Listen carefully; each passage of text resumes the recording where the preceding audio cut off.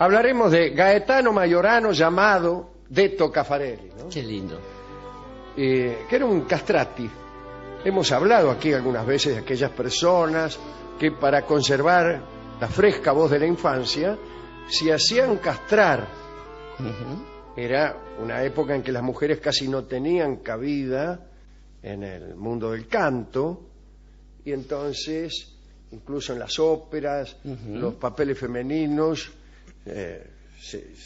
eran representados por hombres y generalmente por castrati. Además había una maniera de cantar de los castrati que no era exactamente igual a la de las mujeres ni a la de los hombres. No. Una manera perdida hoy, ya que al menos para eso nadie se castra.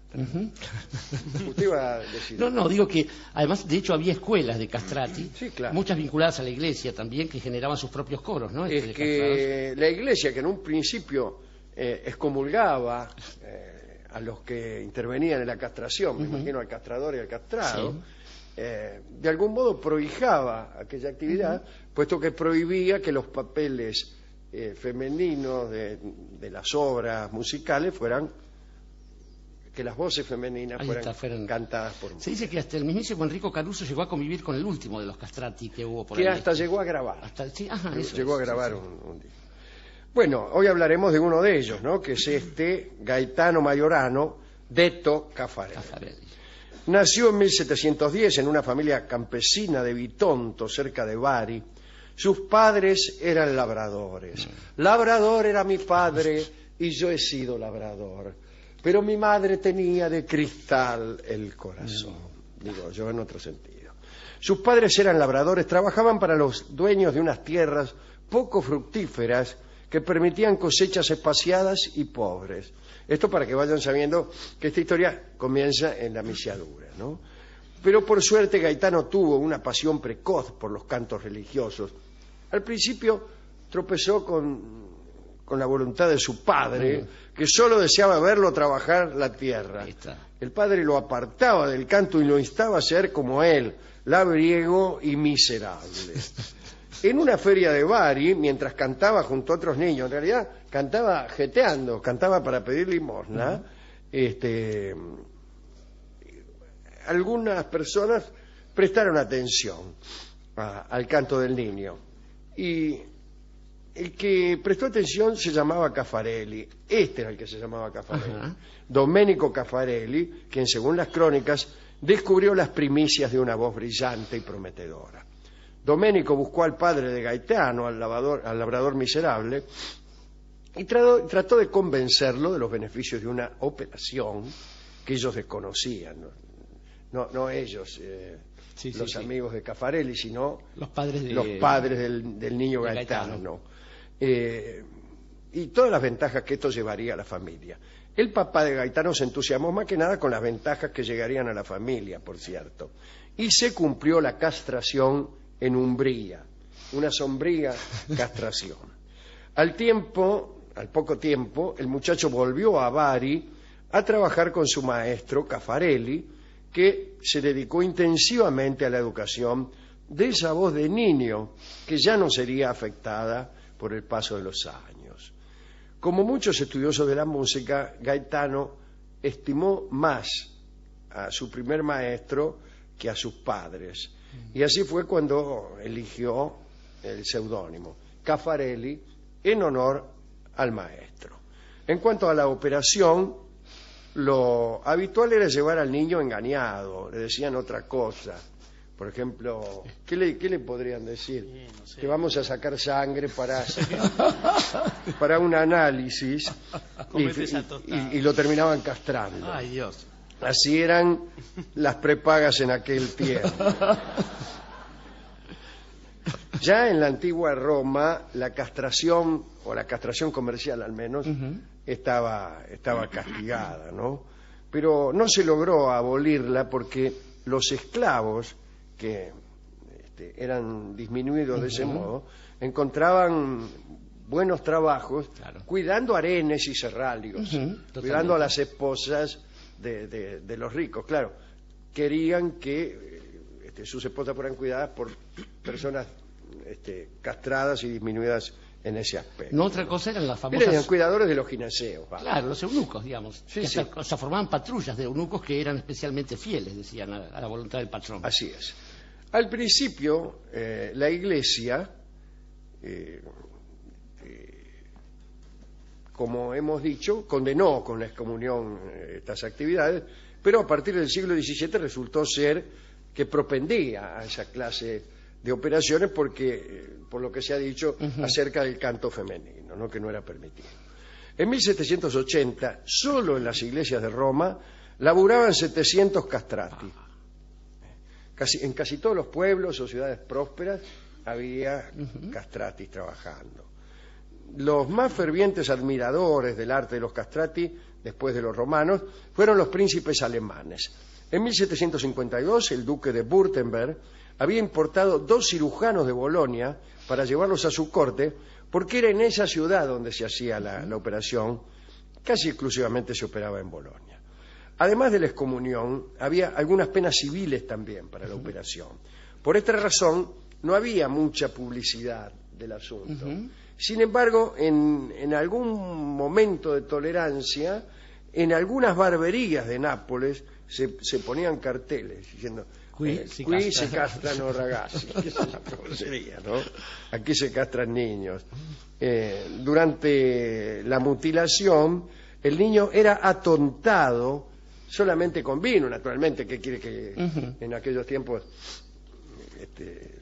le hicieran una anestesia, no había. No, con lauda, no, a partir del... Posiblemente. Sí. Pero bueno. Bueno, el chico Gaetano, ahora ya Caffarelli, entró en el Conservatorio de Nápoles como discípulo del músico Pórpora. Lo recordarán ustedes.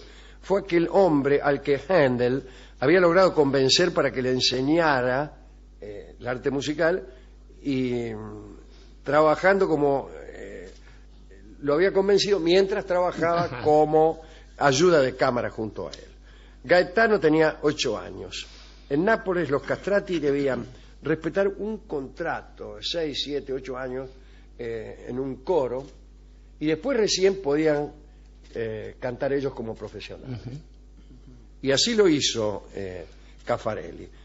Terminado ese periodo en la iglesia, en el coro, pudo presentarse en público por primera vez a los 16 años de edad. En el conservatorio parece que Caffarelli la pasó mal.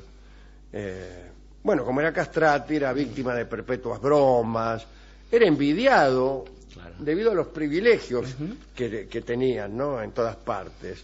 Por ejemplo, sus habitaciones eran las mejores, las más calefaccionadas para que el frío o la humedad no vinieran a estropear la voz, etcétera.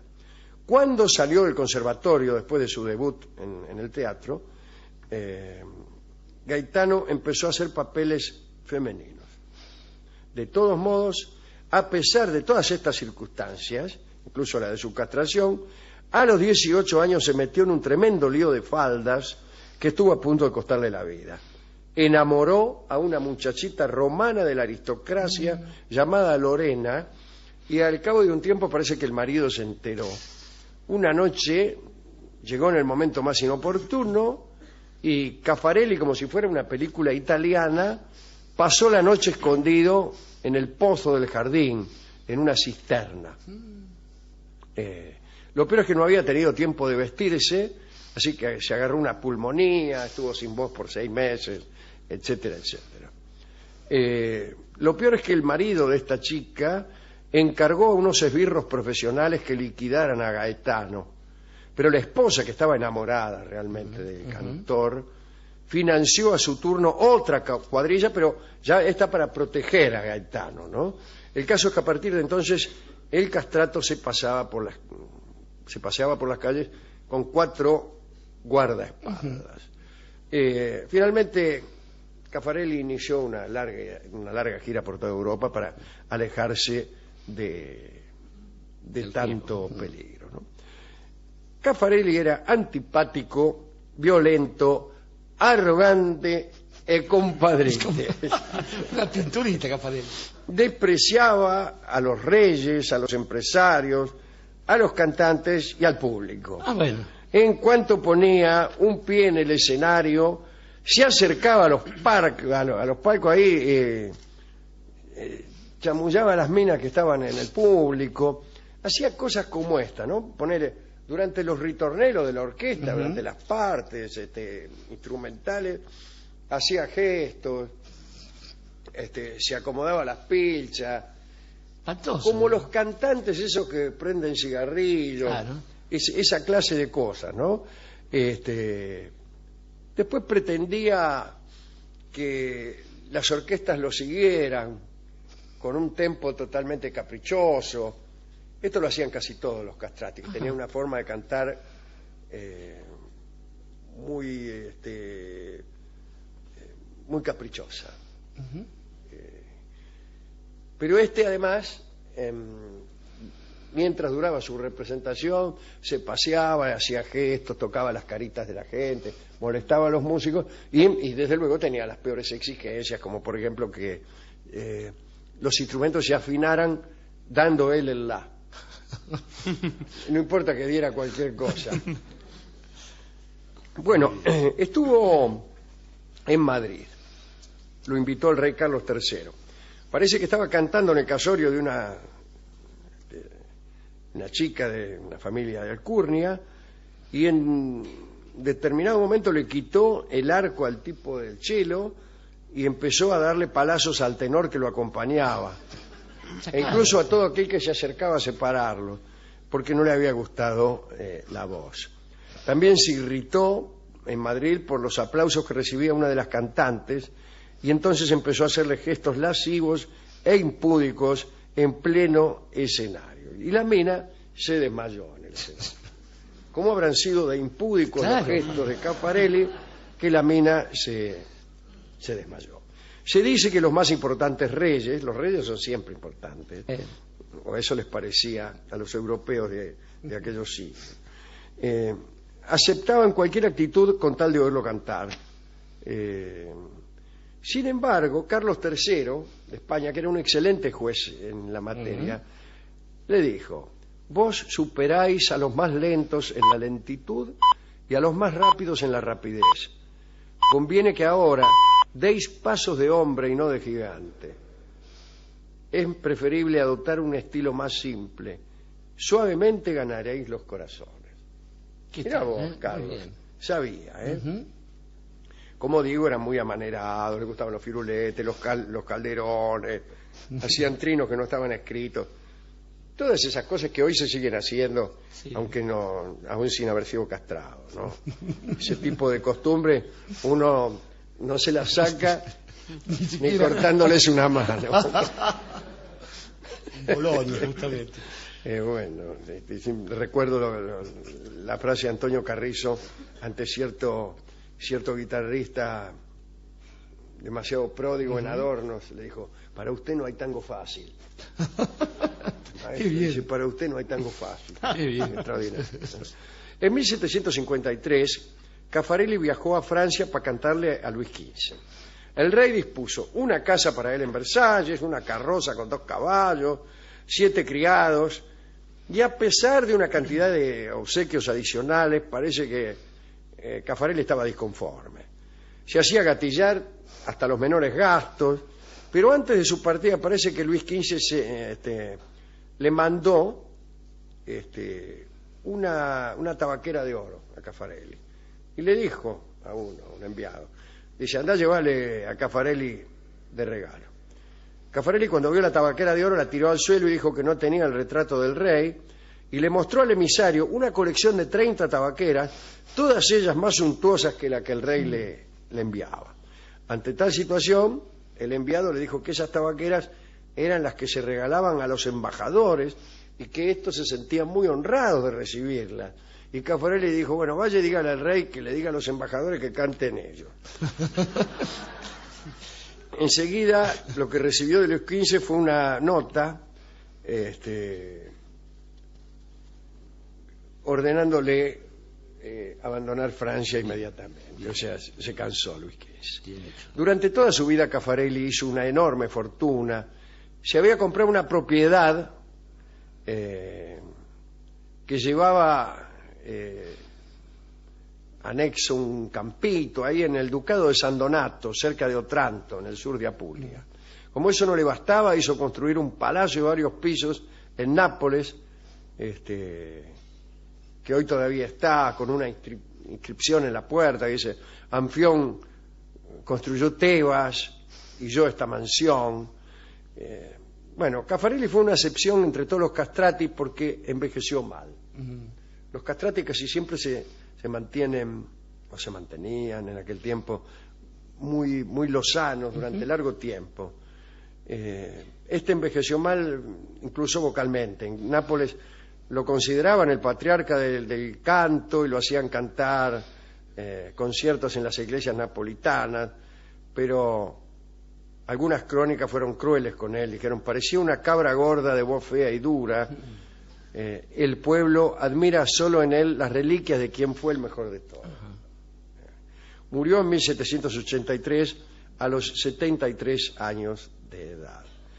Como todos los castrati, tenía un carácter difícil porque parece, tal como hemos dicho alguna vez cuando hablamos de los castrati en general, en una cosa más técnica que hicimos hace mucho tiempo, la operación generaba no solamente una particularidad en la voz, sino un sinfín de particularidades físicas y psíquicas, de manera que eran tipos bastante difíciles estos miracos, ¿no? ¿A quién quiere dedicar esta charla acerca de Gaetano Caffarelli, Castrati de Cartelli? Estaba recordando una novela. Se encontró alguna vez con Farinelli, que fue el más famoso de todos, y no eran muy amigos, pero tampoco tan enemigos. Farinelli sería el segundo. Claro, Farinelli es uno de los protagonistas de Canto Castrato, una novela muy graciosa de César Aire, donde cuenta algunos procederes. Estaba recordando, por lo que usted decía de la operación, Alejandro, que el procedimiento canónico consistía en usar hielo primero. Entonces se sometía a los jóvenes a sentarse en una silla con un hueco, ponían sus testículos ahí en el frío, en el hielo, y después se procedía a aplastar el órgano en cuestión con piedras. Este era el procedimiento canónico, lo cual uno hace que no pueda sino narrarlo con las piernas cruzadas, porque realmente es verdaderamente aterrador. Y que nosotros hemos hecho una charla acerca de ese y otros métodos, y se retiraban los jóvenes de la sala. Incluso cada tanto se oía. La cuestión es que este procedimiento es semejante a otro tipo de historias en las que se suponía que la supresión de un determinado carácter o rasgo podía potenciar otros. Y en general ese tipo de artificios termina convirtiéndose en un capricho de época. Solo aquellas épocas en las cuales hay una especie de propensión ni siquiera el barroco, como dice usted, al manierismo, a esta especie de superación. Una vez dan algún producto noble, Caravaggio, por ejemplo, pero en general lo que dan es un producto decadente. Quizás los castrati sean la mayor expresión de eso. Dicen quienes han sido testigos de estas épocas que no ha habido una sola diva de la ópera, ni un solo artista de cine o televisión que pudiese alcanzar los caprichos que le fueron concedidos a esta gente. Ahora, esos caprichos generan el poder. Carlos III, que nos mira siempre en la Puerta del Sol desde su caballo, un buen consejo, una decisión sabia y digna de Luis XV, que no era lo más frecuente en él, y también una lección, porque digo, a la hora de elegir, a veces se hacen cosas solamente para ganar fama, y otras veces el hecho de ganar fama implica algún renunciamiento. Por ejemplo, hace un tiempito se supo quiénes eran los Pathfinders, los tipos que garantizaron la invasión en Normandía. Ninguno de ellos sobrevivió para gozar del crédito que les dio ese sacrificio. Y en general, en este caso, digamos que lo que se sacrifica es esta idea de, la trascendencia. ¿En qué sentido? Durante mucho tiempo hubo gente que pensaba que la mejor forma de trascender era dejar hijos que perpetuaran un apellido, que perpetuaran un nombre. Entre los castrati era frecuente esta cosa de decir, vamos a generar algo, un arte, un producto que sea más trascendente que los hijos. Y esto es confundir las dos cosas. En principio porque lo que uno deja en términos de hijos no se parecen a la fama de uno, ni tienen por qué parecerse a la fama de uno. Los hijos tienen su propia vida y allá la... Y a veces tienen una fama que contradice a la de... Exactamente. Y de esto se trata. Y la otra cuestión es que el arte que se produce pensando en el qué dirán dentro de 500 años, tiene sobre todo la estupidez de revelar en el que lo produce una especie de narcisismo más allá de la propia muerte, lo cual revela las mezquindades de algunos. Bueno, a lo mejor se dejaban tentar únicamente por los beneficios inmediatos. Tal como hace uno. Mira, yo en general arreglo mejor cuando la gente de la radio me ofrece algún dinero Que no cuando me dice, mire, no le vamos a pagar, pero esto va a quedar grabado. Para siempre. Cuando usted se muera lo vamos a pasar. Muchas gracias. Muchas gracias, le dije. Y bien, finalmente lo que digo es que también a veces, digamos, lo que queda es aquello con lo que seguramente gozaba Cyrano de Bergerac, produciendo una cosa para beneficio de otro y satisfecho solamente con esa producción. Y no está mal eso tampoco. Sí, por haberlo hecho. Sí. Uno sabe que finalmente, a la hora de los bifes, a la hora en que pasa el tiempo y todo eso, cuando alguien está recordando alguna especie de eco de lo que uno produjo, pues quizás recordar el nombre, pero quizás también dudar que hay algo de uno en ese tipo de recuerdo. Y entonces dice, bueno, quizás sea algo que yo tengo un recuerdo de infancia, o tal vez será su voz. Tal vez será su voz, es un lindo tango para pensar, imaginar, recrear aquellas voces de Castratis. Canta con toda su voz Horacio Molina.